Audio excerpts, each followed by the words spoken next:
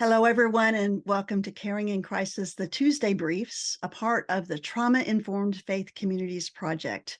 I'm Reverend Mary Hughes with Crisis Care Ministries, and we are so glad that you've joined us today. A few reminders before we introduce our speaker today. We do want to remind you that today's webinar is being recorded. At the end of the hour, we will formally close the webinar and stop the recording. But if you'd like to stay for just a little while, we'll open up the mics and be here for some more informal discussion. As you can see in the introductory slide rotations, you can find all things webinar, details about our schedule and presenters, resources our presenters have provided, and in many cases, video links at crisiscareministries.net. Just click on the webinar hub at the top of the page. That website is updated frequently, so you may need to refresh your page if you have visited that page previously. We also want to say a very special word of thanks to our funders and to those who are providing trainings and resources for the Trauma-Informed Faith Communities Project. We have such wonderful partners, and really, we just wouldn't be doing this project without them.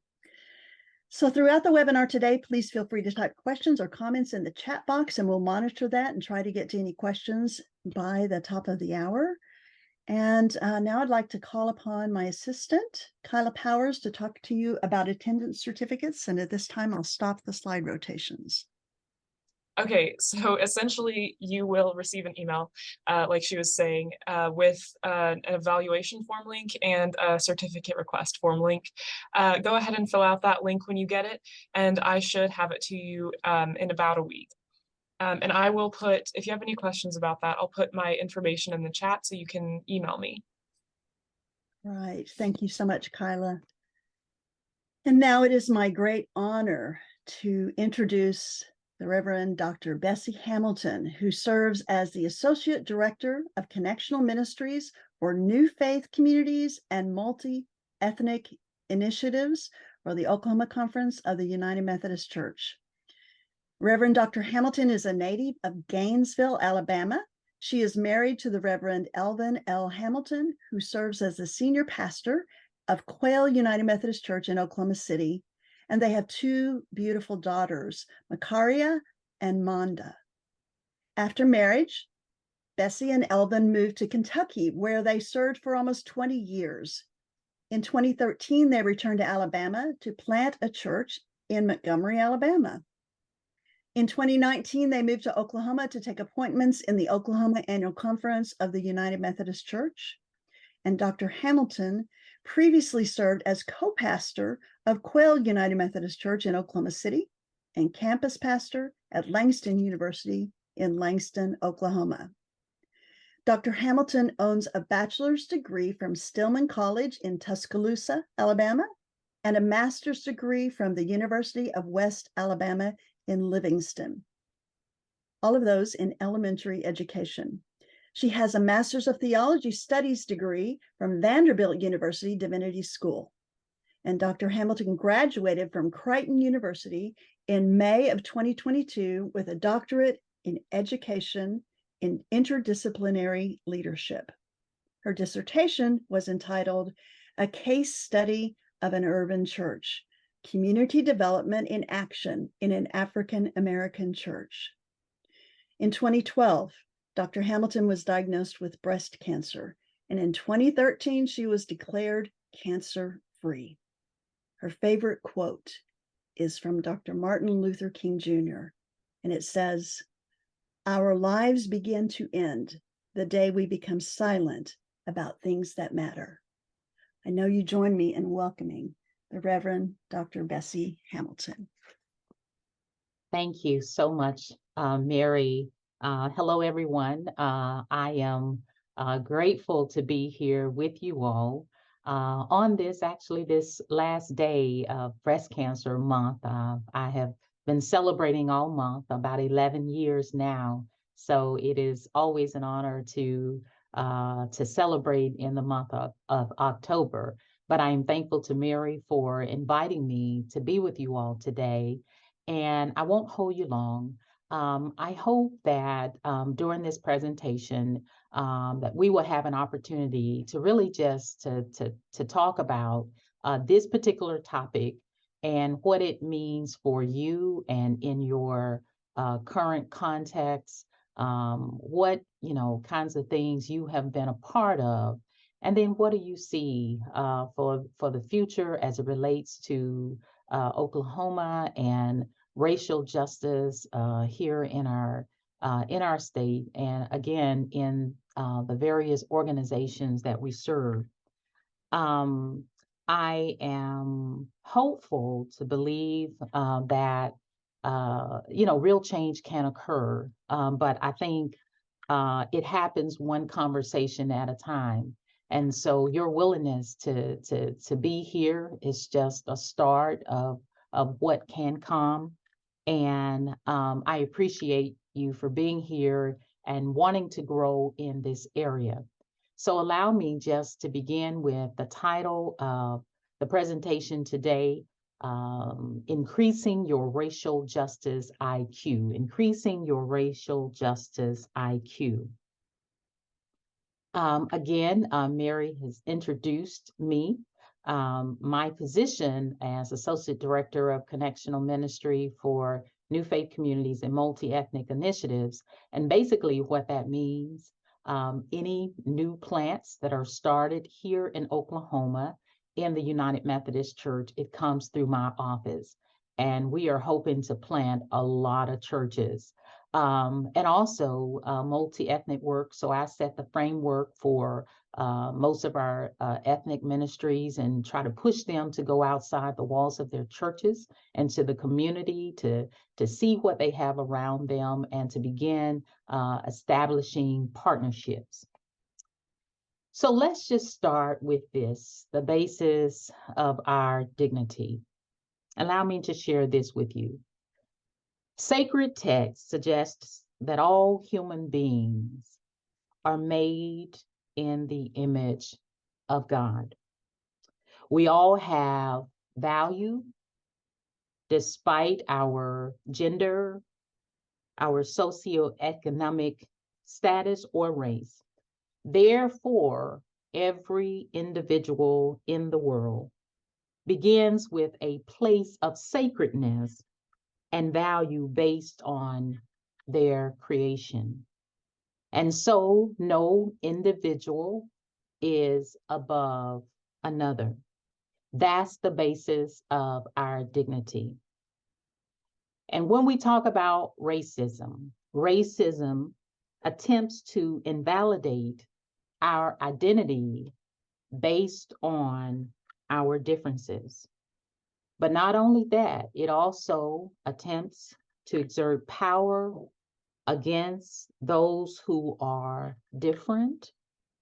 And its power sometimes is used to deny, demean, discredit by using its power in the wrong way. So I think that helps to set up our presentation today. I thought I would start with some of our stories that have changed, I would say, the landscape of our conversations around race. Most of us know of these stories. They have changed us in some way. We have watched some on television, but it has forced us to have a conversation about race here in the United States. And so we start with the story of Breonna Taylor. You've heard the story probably many, many times.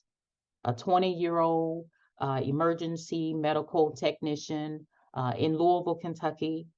She was awakened by a no-knock warrant, and she was executed in her apartment that she shared with her boyfriend.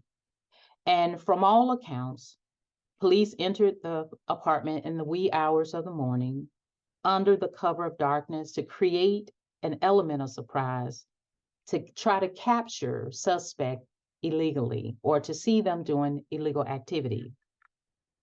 We know the story that Breonna's boyfriend fired a gun. Police returned that fire, and as a result, Breonna Taylor was killed in her home. We know later that it turned out that she nor her boyfriend was suspected of any illegal activity. You know, as I've thought about this so much, this particular case, because every story is painful to bear when you hear such an innocent story of an innocent woman who had basically done what she needed to do to be an amazing citizen operating in this world. And so I've often asked myself over the years, did anyone ever consider that this might create an unnecessarily violent element due to people being asleep? Perhaps, you know, I've said they could have waited until Breonna came out, or waited until the morning. And whatever the reason may have been, we know that this young woman lost her life. And then we go to George Floyd's story. We know that it created all kinds of concerns. We know that on Memorial Day of 2020, a call was made to the police about the passing of a counterfeit $20 bill. And we know that because of that, it ended George Floyd's life. And so, just like Breonna Taylor, I think all of these situations, these stories, caused me to lament for a minute and to ask questions. Did race play a factor? And would these events have happened in an affluent white community? I tell these stories, these two stories, because, you know, I think they demonstrate the impact of racial injustice that reach beyond the actual events that occurred. And we know most recently, if many of you watched the Montgomery River boat brawl, we know that it began in Montgomery, Alabama. I lived in Montgomery for about 6 years or so, when the white boaters refused to move their pontoon boats so that the city's riverboat could dock in the designated space. And so the captain, we all watched, was attacked after moving the pontoon. We know that others joined in to fight back. And so we ask the question, did race play a part? Would it have been differently had it been someone else? We've heard stories of Asian hate that developed over a period of time. The mass shooting that occurred in Atlanta, Georgia, at an Asian-owned parlor. And we know that we have stories of many upticks around the country. Probably some would associate the false narrative of COVID and whatever you would put to that. But because of that, our Asian sisters and brothers have faced many, many challenges. We know of the story of Mother Emanuel shooting, a group of African-American people sitting in church on a Wednesday night in Bible study. And so as they were in Bible study at a prayer meeting, we know that 9 members of that church lost their lives. And we later learned that it was centered around racial motives. The story has been said that he considered not taking their lives because they were so kind and so gracious to him, but yet he continued to do that. And then we know the mass shooting at the synagogue, another form of violence that took innocent lives, worshipers attending a synagogue that day. And so the issue, spurred on by an anti-Jewish sentiment, continue to plague this world even now. We still have issues all across the world, and really what we are watching, or what we've been watching over the last month or so. Again, my primary goal for telling these stories is to help us to understand the impact of our words and racial injustice and what has occurred beyond not just hearing these stories, but just as I said, these are just 6 of thousands of stories that have been told throughout the world. And so I believe that systemic racism, that systemic racial injustice is deeply embedded into a system that we are affected and impacted by every single day. And so we have a role and a responsibility to call out some of the things that we see. But I thought before we begin talking about racial justice, that we need a definition. So racial justice IQ is simply the tools that will help us to detect, analyze, and implement strategies that will mitigate the factors related to racial injustices. So this is designed to help us to be able to identify some of the things that we see, that we will encounter on a daily basis. And so I want to talk a minute about types of biases that we see and experience on a daily basis. But before I do that, I want to give you another word or initial CQ, which is a term related to cultural intelligence. And it stands for cultural quotient. It is simply how well you understand the dynamics of the role, race, and culture impact in our interactions, our behaviors. And sometimes we will find that perhaps we say and we do things because we have always done it. But I think this is an example of what it means to be conscious of some of the small things we do. And so I want to take us here just for a moment. And so we see that there are numerous biases that we experience in our everyday behavior and interaction. And so you may recognize some of them more common types that we're going to talk about in just a minute.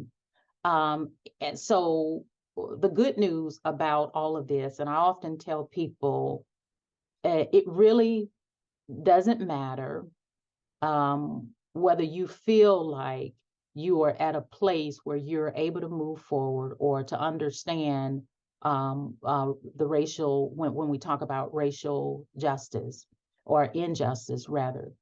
But what matters is that when we come to a session like this, or we go to various sessions all throughout the community, that we learn and we understand better by having a conversation and putting ourselves in a position to hear.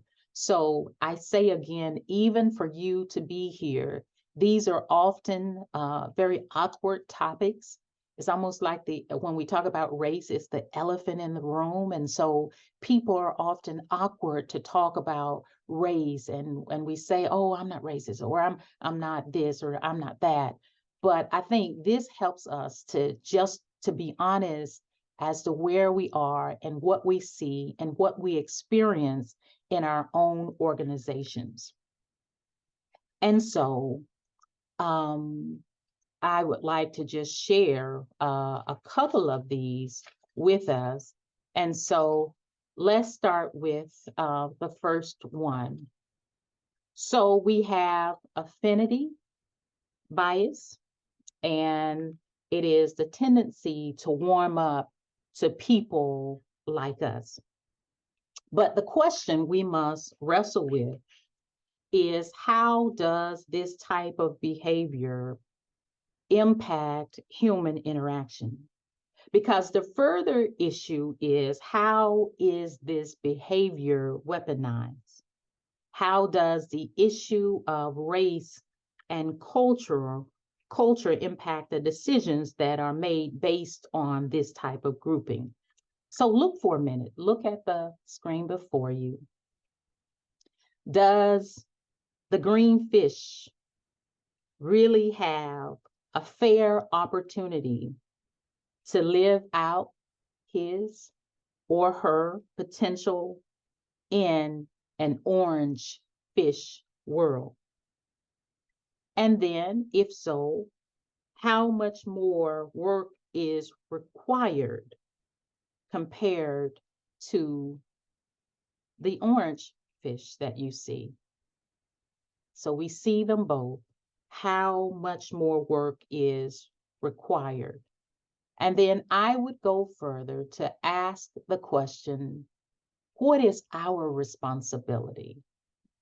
How do we get that green fish to the orange world? And so, moving forward with this, I want to share just types of conscious and unconscious bias. So the first one, we have performance bias. Performance and abilities are overestimated for individuals from high status, underestimated from those low status groups. Look at attractiveness bias, the tendency to assume people who are more physically attractive, according to the norms, are more talented, effective, and successful. Look at the last one, competency and likability, trade-off bias. People in an outgroup are either seen as both competent or simultaneously or not, both, but not both. So they're seen as either they're accepting and people like them, or they're not.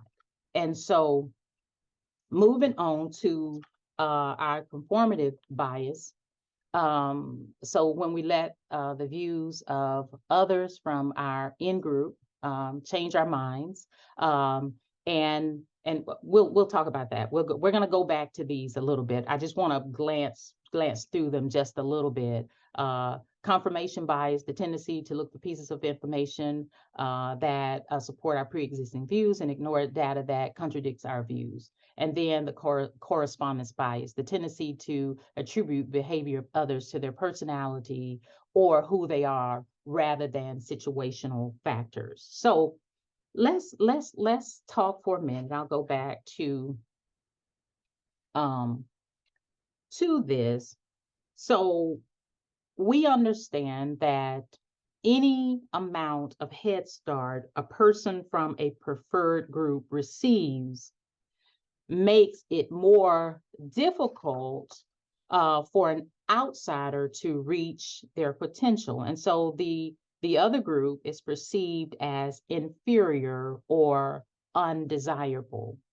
So for a lot of these, we have the tendency of taking sides. And one of the things that our speaker yesterday talked a lot about, what does it mean to really be in the middle with someone you agree with or someone you may disagree with, and to have a fair assessment of how to be supportive, but how to call out wrongs in the midst of whether it's the church or whether it is an organization.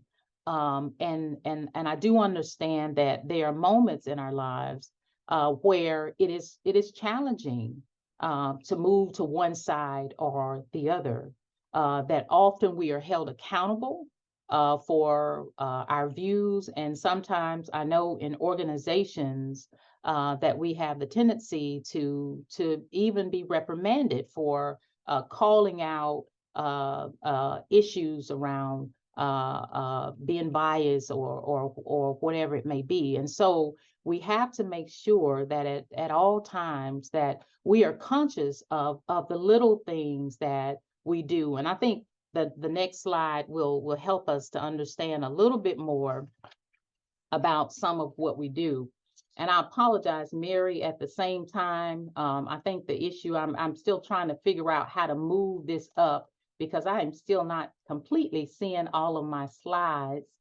Like for this one, I cannot see both of those. Let me see if I can. We can read it. Okay. All right. Well then, I'm sorry. What did I do? Okay, let me go back. We can read it down to the word wonderful on the left and about them on the right. Okay. All right. So you can see them all. Mhm. Okay. All right. Well, why don't we do that, Mary? Why don't you read these both of these for me, and then let me talk about it a little bit.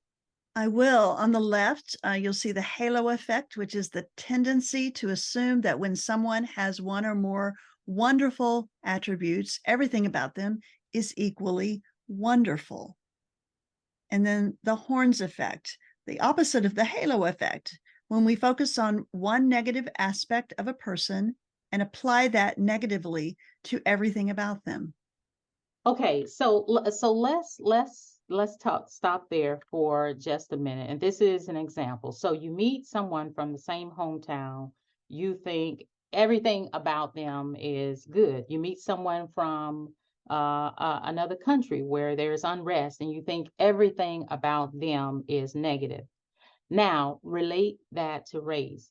If there is any bias. So when we see those things, so it is basically saying that for the most part, that we take one particular thing or one thing we know about someone and we attach that to that person, or we attach that to that ethnic group or whatever it may be. And I have told this story many times that I have been at a grocery store in my own community, right down the street. And there have been moments when people have said, I'm sure it's great, that you're able to come on this side of town. I can't tell you how many times that has been said to me, or how many times I remember having arthritis in my finger, and I took my wedding rings off, and I had my girls, and I just remember someone coming and saying, well, can I buy them candy? And I said, well, the girls don't do candy during the week. And I specifically remember them saying, well, we're just trying to help, you single mothers or whatever it may be. And so I think when we talk about this, we have to be conscious of what can happen and what is said, and often what is done based on what we see or what we have labeled people to be. And I think a part of this presentation is really a call to go beyond what you see or what you know or what you think about a person, to really get to know and to understand people. Because I have learned, and I don't know about you all, but I have learned that we are more similar than we are different. And if we take a moment to do that, we can see that there are so many people who are just like us, from who may look different from us, but may have a very similar background. And so when we talk about this, we move to normative bias.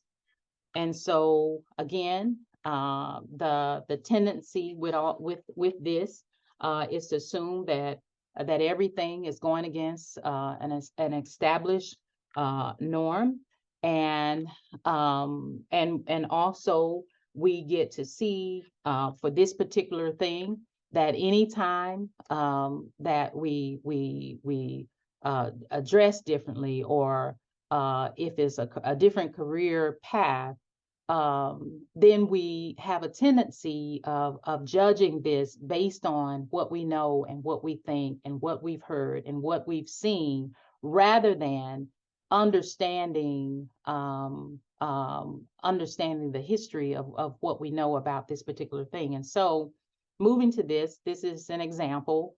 Many of you know this because it has caused, though it was designed as a way of addressing racism, it has caused a lot of controversy. So every time Black Lives Matter is said, then all lives matter is said as well. And so what we have explained on many occasions, that really it says that Black lives matter too, meaning that for so long, African Americans as well as ethnic people have been ignored. And so it is a call to really just to have people to see the people who are in front of us. And so let's talk a little bit. Are you all still here with me, Mary? Yes, we're here. Okay, I have, for some reason, I have lost all of the faces. I can't see anyone. If you look on the top left of your screen, there are there's a line, and then there's a rectangle and 2 lines, and then 9 squares. Do you have that by your face? Let's see.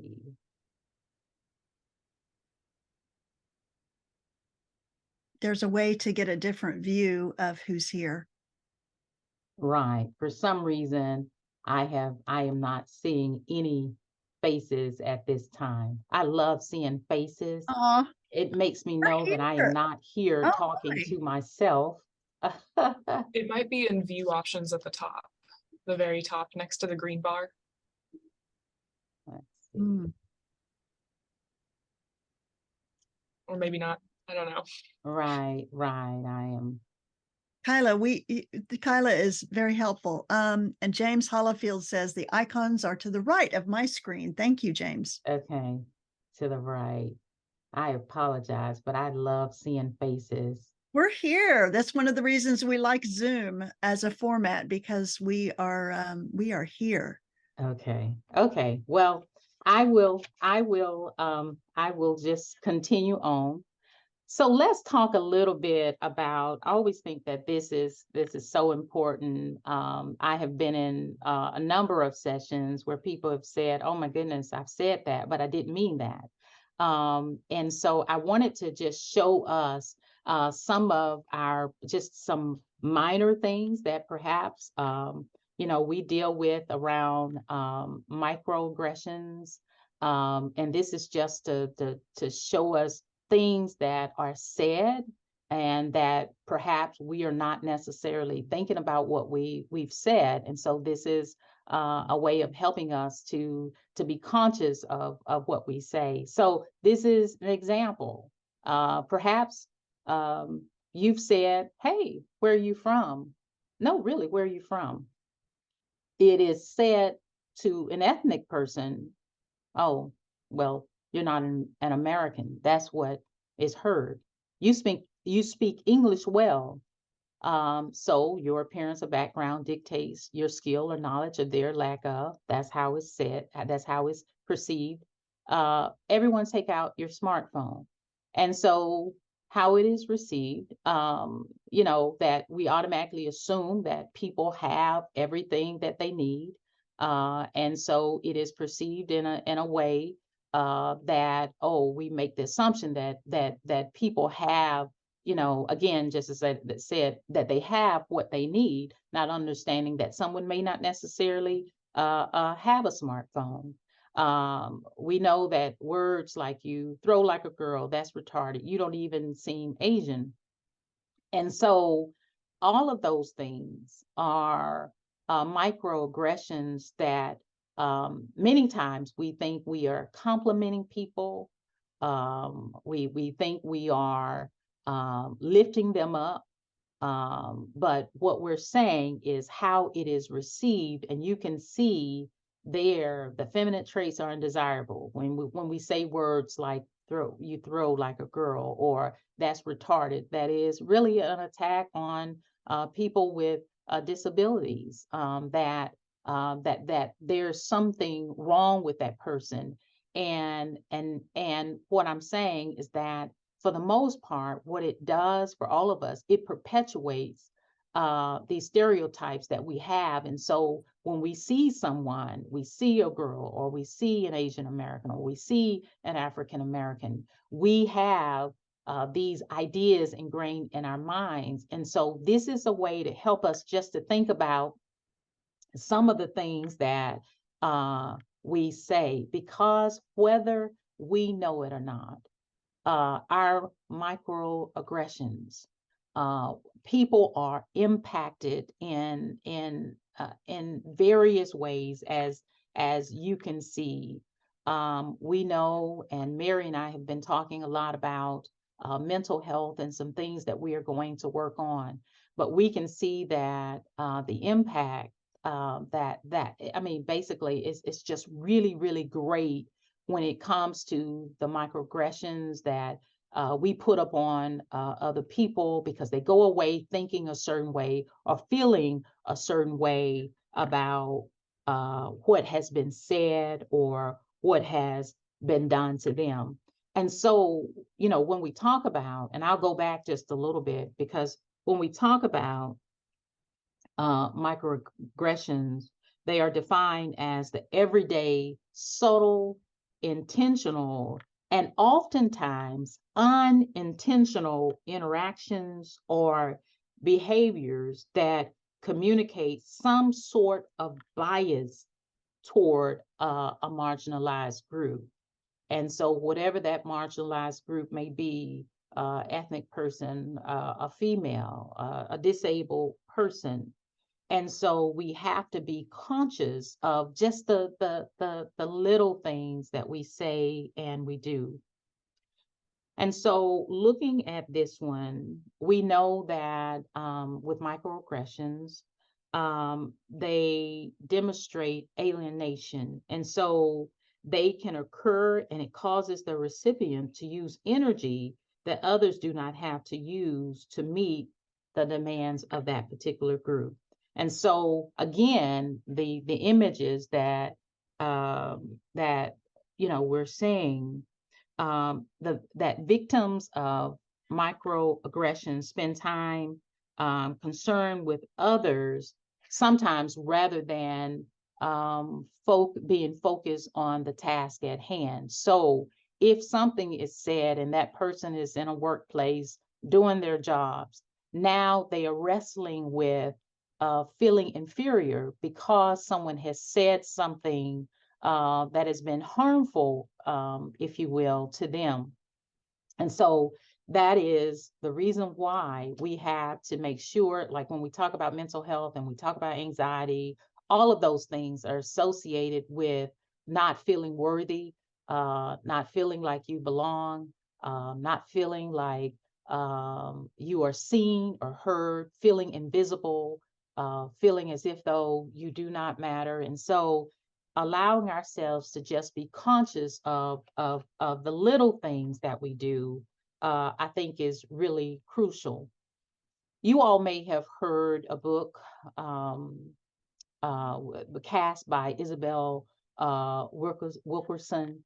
It is a study that we did here in the Oklahoma conference of the United Methodist Church, and it was a powerful session that really helped our conference to start thinking about systemic racism and again, some of the things that we hear and we do and things that we have done for a while or for a long time.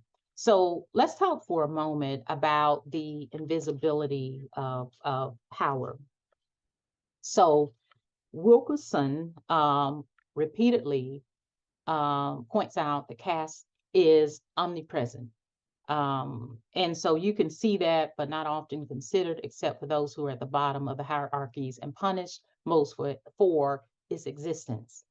And so basically, she argues that once we understand the foundations, the only healthy way forward is to address the consequences. Any further deterioration is, in fact, in our hands, in our own hands. So we have an opportunity that this is present and visible, and sometimes is easy to stray away from these topics, because again, just as I said, it's not the most comfortable thing to talk about race, especially in our organizations and institutions, but it is something that we have to talk about if we are really trying to move forward in the world. Some will always say, racism and all of this has always been here. It will continue to be here. And I often say to people, I understand what you're saying, that it's here, it's always been here. Nothing is ever going to change. But I'm optimistic that we continue to have these conversations, because I think one of the things that's said, and I'll share with you in a minute, a powerful quote from her. So let's talk for a moment about physical and emotional violence as a key to caste. So Wilkerson looks at the horrific legacies of caste, especially in the United States. Forced enslavement, dependent on horrific torments, and allow upper caste people virtually unlimited power. So basically, in this particular book, I don't know if you've ever read it, but it goes back to racial injustice and what has been done for so long in the world. And so one of the things that Wilkerson talked about, she describes lynching at length, which she shares as a key enforcement mechanism, and that it was so routine in American culture that commemorating them was a form of entertainment. So to take someone's life, it was a show. It was something that the dominant culture kind of called people together to see and to hear and experience the violence and the pain of someone, specifically for the joy and the excitement of being entertained. And so she goes further with law as an instrument of caste, that Wilkerson points out frequently that law and morality are separate issues. And so she's making the point that just because you have laws, that doesn't mean that they are moral. So what she's saying here for all of us, she shared an example that Nazi lawyers studied other legal systems and found the inequality that she saw all around, and was stunned by the degree of segregation that they found in American life, taking much of their own thinking on these matters from Americans and the Jim Crow South. And so basically what she's saying is that for the most part, that a lot of what other countries and other places have done, they are imitating us. They have watched what we have done and how we have done it. And so they are copying a lot of the things that we have done. And we have to begin to look at some of the issues and to be honest about the injustices and the pain that we have caused. And so she even addresses the election, the 2016 election. And so she said, Wilkerson's goal is to indicate that the 2016 election was a natural extension of the caste system, reasserting itself, and that there is nothing aberrant about it. So she says this desire to exert power over certain people is always lurking until an opportunity presents itself. And that was what we experienced with this. She goes further to compare COVID-19 pandemic to the anthrax escaping Siberian permafrost, while the Russian scientists eventually diagnosed the problem. And so that America has not truly cured itself. And so she said, instead, in 2020, the virus exposed some painful realities in our country. And we all know that when we think about the folks probably who lost their lives, a significant amount of those people were ethnic people and people who did not have the same resources that was necessary to be able to be provided for, whether it was healthcare or whether it was in an impoverished area or whatever it may be. And so she associates all of this with, racial injustice, that when it is not dealt with, that it is lived out in a variety of areas in our lives, whether it's the healthcare system or whether it's simply going to a restaurant or whatever it may be, but that unfortunately that this pointed out some of the issues that we are dealing with around race, and that it is something that we have to address. But I loved what she said in this particular quote. I'm going to let you read it. I won't read it all for you. But I think the point of this particular quote, I think it is so powerful because it reminds us that achievement is most meaningful when everyone can play at what they are most suited to do without artificial restrictions. So it says to us, in a way, that when everybody is winning, when everybody is in their lane, when everybody is living out the thing that they have been called to do, it makes everyone better. And I know that that is not a way that we have allowed ourselves to think because we feel like someone has to be in power, someone has to be below us, and that makes us feel comfortable, or that makes us feel better, and it makes us feel like, we're in charge or we're doing something that others can't do. But I think this particular quote, and especially one in the middle, win is not legitimate if whole sections of humanity are not in the game. And so we want to have everybody in the game because we become our best selves, our nation as a whole. I think a future without caste allows for a more accurate definition of progression. And so we get to see that when we don't have the chains or we don't have the restrictions upon us, that we allow people to be great and to operate again in their gifts.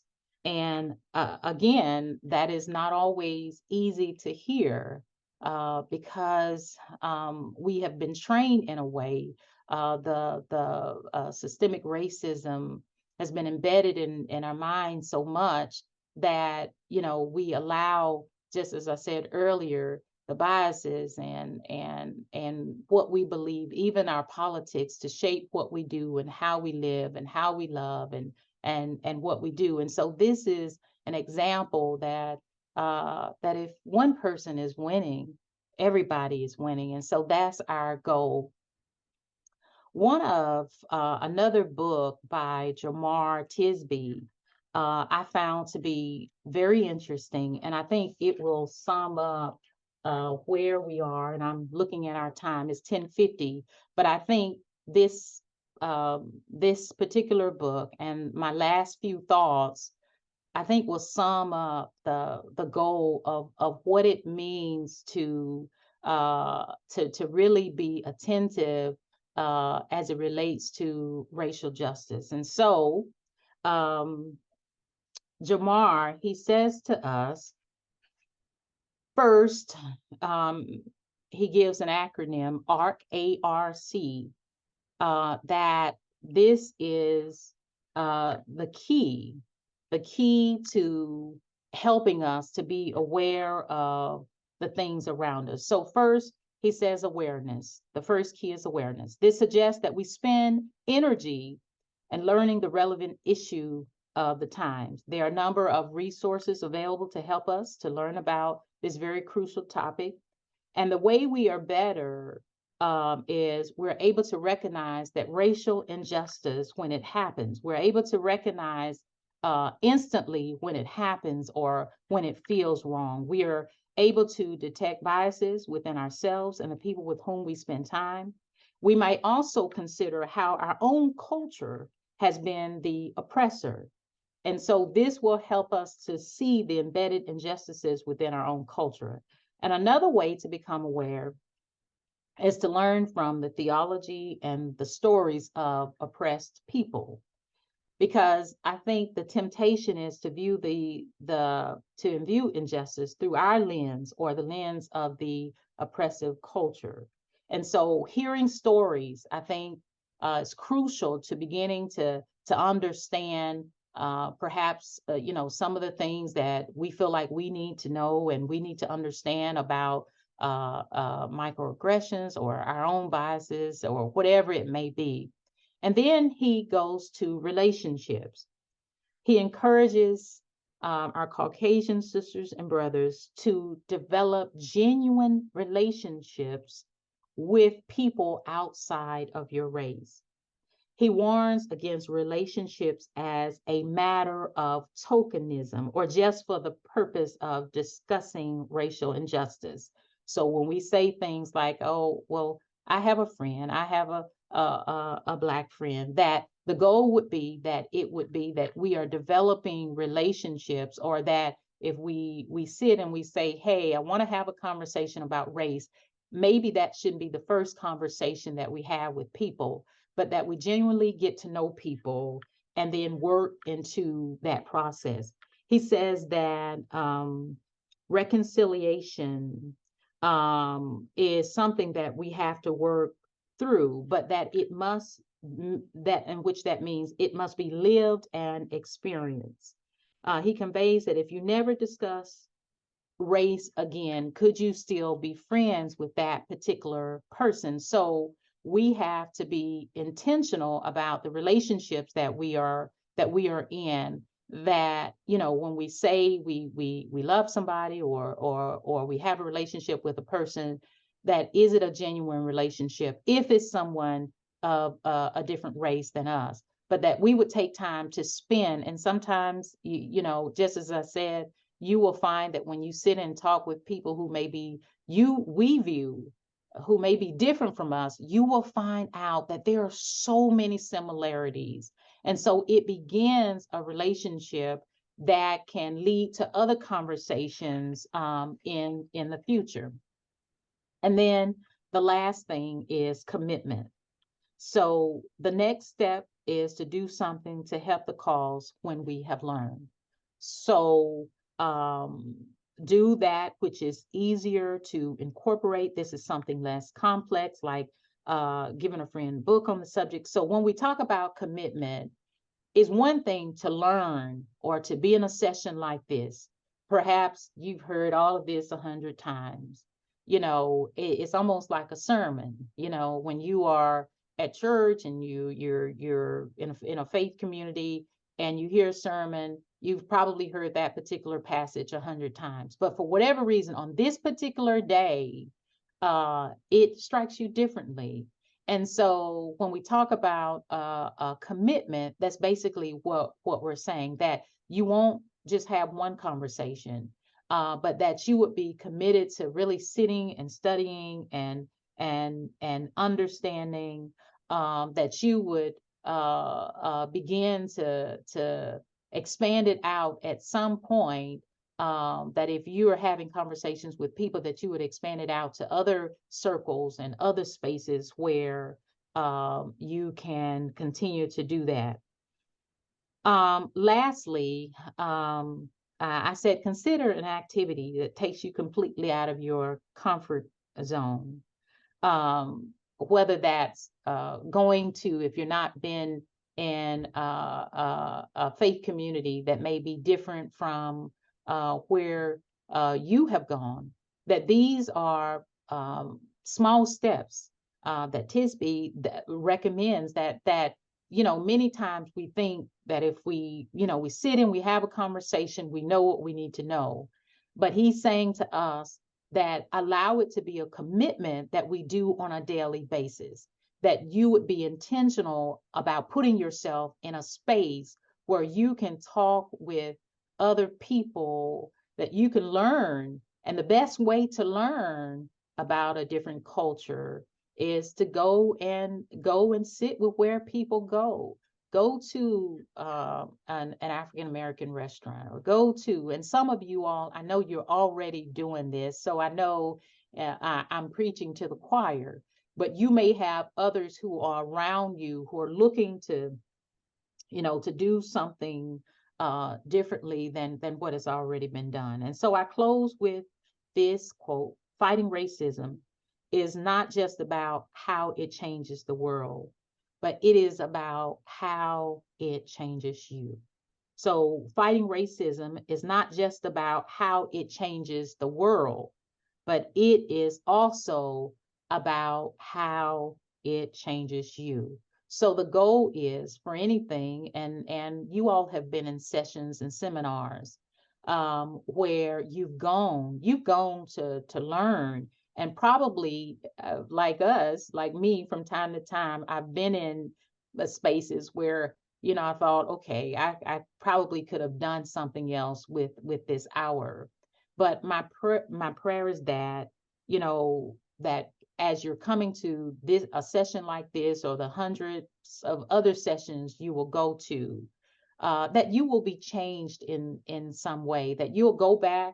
Perhaps you'll talk to somebody a little bit more. You'll implement something, that you will talk to a group of people around you to begin making changes, because it starts like that, just making little changes to create a world that recognizes everybody, that makes everybody visible. So I will stop there. I know we're right at 11 o'clock, and I think Mary said that you're welcome to stay around if you just want to have a conversation. Or is there anything else, Mary? Well, I just want to say thank you, first of all, Dr. Hamilton, for speaking with us. Those that have their cameras on are applauding. I'm so personally grateful that you are in this conversation. I'm so personally grateful that you are helping us with our cultural competence and helping us in this difficult conversation that we're having, and especially for your theological reflections related to that. So we do want to thank Dr. Hamilton. I saw there were a couple of questions in the chat. I think that we are approaching the top of the hour, and we might hopefully be able to address some of those at the top of the hour. But I do want to, before people do need to sign off, I do want us again to say thank you to Dr. Hamilton, for all of you to say thank you to her, and also to invite you and remind you that next week we'll be welcoming Rabbi Vered Harris from Temple B'nai Israel in Oklahoma City, who will be talking about trauma-informed healing in Jewish history. I've had many conversations with Rabbi Harris in the last month, and I know any of you who have seen her present know that what an interesting perspective she brings, and what an important perspective she brings, especially now to us. So again, we want to thank you all for being here. Thank you, Dr. Hamilton, and we'll stop the recording now and hope to see you next week, but we'll stay here for just a little bit of conversation. So thank you again.